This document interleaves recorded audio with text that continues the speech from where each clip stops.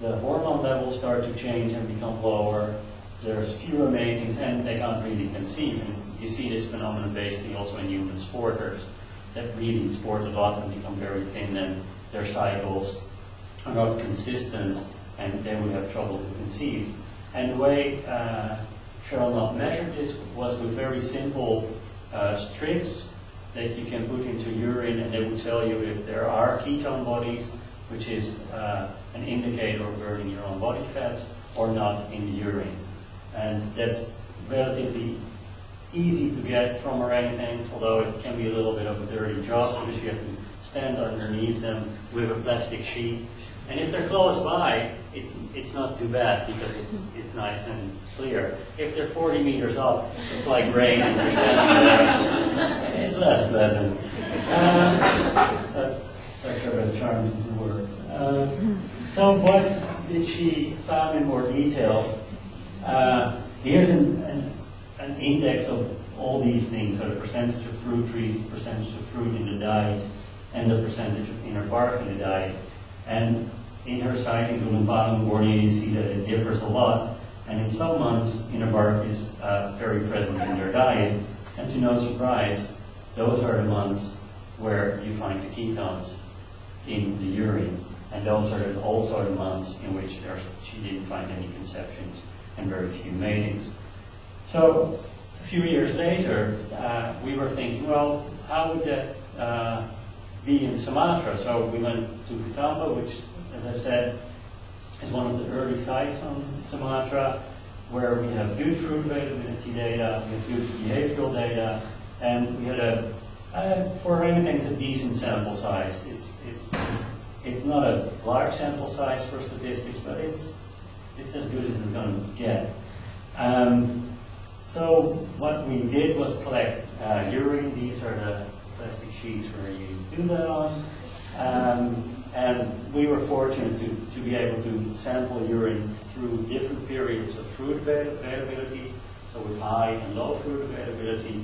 And we found no ketones in the urine, except for one female that was really ill and unfortunately died a few days later after we sampled her.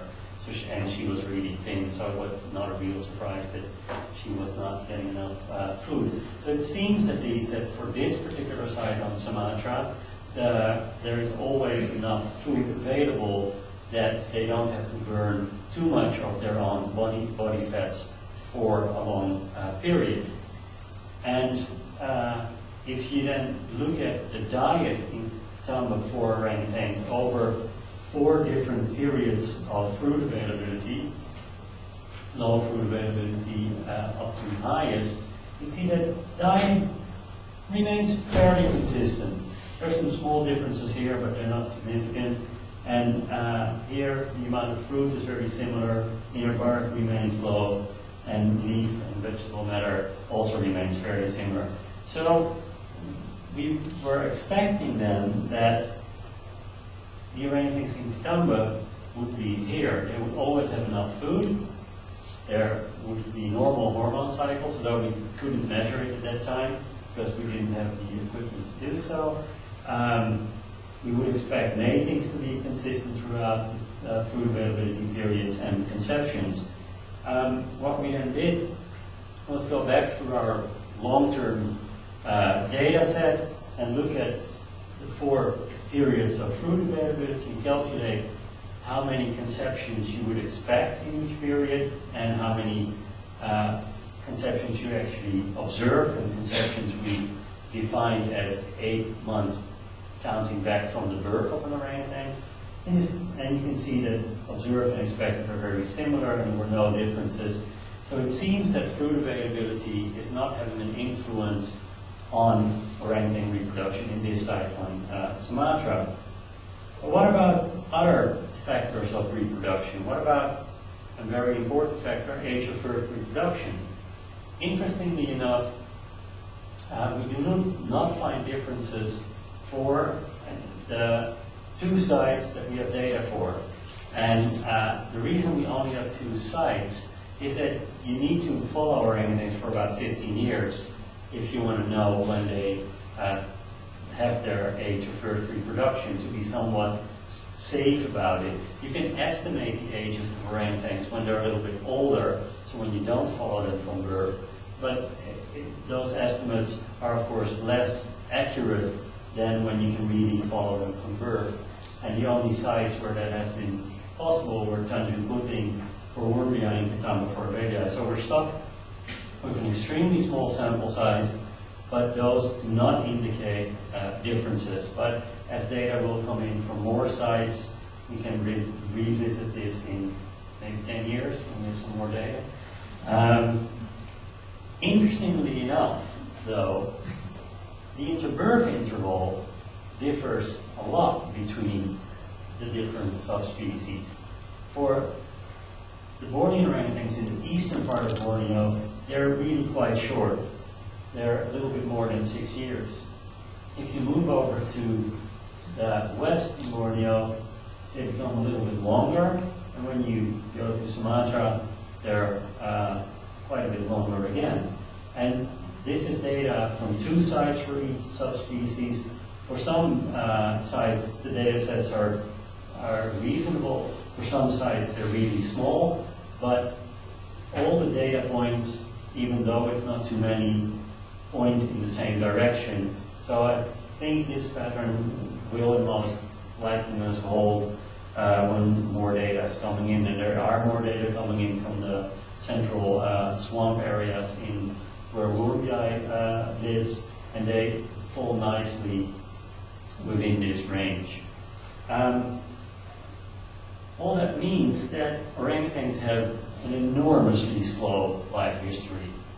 If you do a comparison between gorilla, chimpanzees, orangutans, and humans, you can see that age of first reproduction in gorillas is about 10 years, chimpanzees is a bit longer, orangutans is longer again, and in humans it's even longer. This is a mean from hunter-gatherer populations, not from any Western population, as are these numbers. So, if you look at the interval between births, you can see that gorillas reproduce quite rapidly for such a large age. Chimpanzees take a little bit more time. Orangutans, on average, take even more time, and humans in these hunter-gatherer populations go pretty fast. I won't go into detail about these explanations, but it has to do with that gorillas eat a lot of leaves, and that might mean that they can grow faster, and humans probably have a lot of help from grandmothers. The reason why this is so short is explained by the grandmother hypothesis, that said that mothers can park their infant with a grandmother that will help with gathering food and everything, and then they can reproduce again. Gorillas, chimpanzees, and orangutans cannot do that, so it takes them quite a bit longer. And if you look at age of last reproduction, and these are, except for humans, for humans the data are obviously very good. For apes, the data sets are quite a bit smaller, but orangutans can reproduce into quite an old age, and chimpanzees as well. So, are there any other developmental differences? This is a nice small orangutan from Katanga. I'm always a bit amazed how they